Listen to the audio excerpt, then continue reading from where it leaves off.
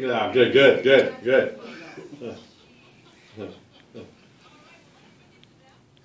Thanks very much, Ryan and Alex. Alex mentions, where the province is going. Certainly, we have the throne speech coming up, Mr. Premier, and of course, welcome to NCI.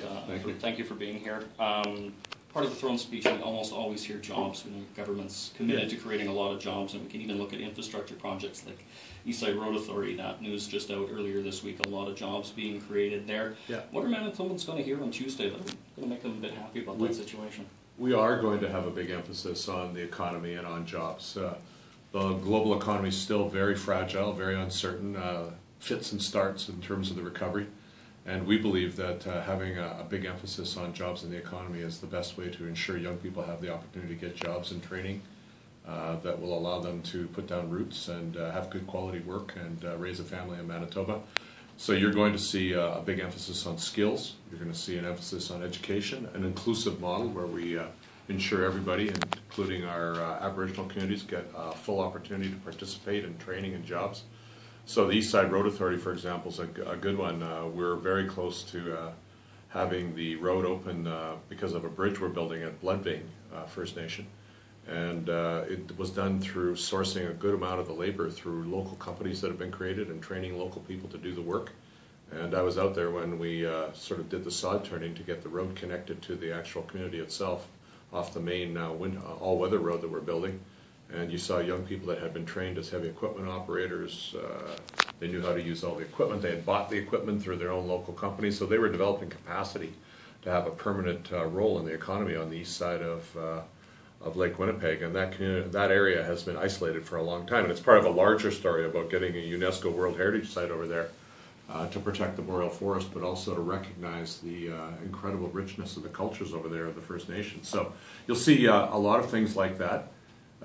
The north is obviously going to be important. There's a big story starting to unfold in the north as we proceed with partnerships with First Nations in the north to build hydro.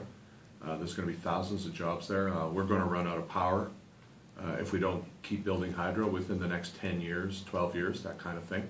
So if we don't continue to build, we'll have a challenge of having to import electricity from elsewhere, and that's when the prices really start going up. So it's about making sure that everything we do generates real good opportunities for employment at the local level, and that will be a big focus in the throne speech. For sure, and I think everybody is looking forward to those jobs, but you mentioned young people and families in there, and there's kind of a related issue that I'm hoping you might be able to address. We've heard from the Manitoba Child Care Association that there's some 11,000 kids waiting for daycare spots, and they're saying that you haven't quite met targets that you had set to create daycare spaces. Is there something you can say to families that will somewhat reassure them that that's going to be rectified, that the wait list won't be as long, that something's coming in the form of relief?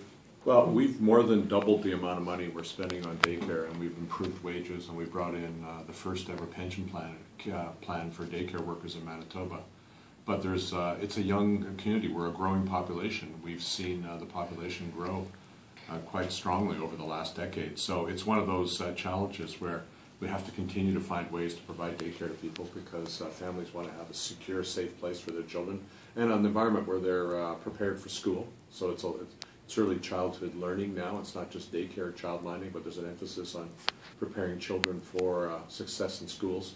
We're going to have one of our MLAs, and she's already started, Deanne Crothers. She's touring the province, listening to people, talking to them, identifying where the hot spots are, what ideas they have to improve daycare services throughout the province. And we're going to do that, and then we're going to come up with another 5-year plan. We did have a 5-year plan. We did actually, I believe, meet all the targets in that plan and expand the number of spaces by about 5,000. So we're going to keep working at it because we know it's an important component in allowing families to participate in the economy and the labor force and have decent incomes and provide for their families. For sure. Now, if we could just switch gears a bit, there was an announcement back Wednesday about a pilot project in the North End, a block-by-block initiative, looking to sort of tie some services together. I'm wondering if you could talk quickly about that and maybe what sort of benchmarks you're looking there, maybe to look to expanding that program to a place like Thompson, where we know there is a lot of violent crime and problems of that nature. Yeah, the block-by-block community safety initiative is something we've been working on for well over a year now.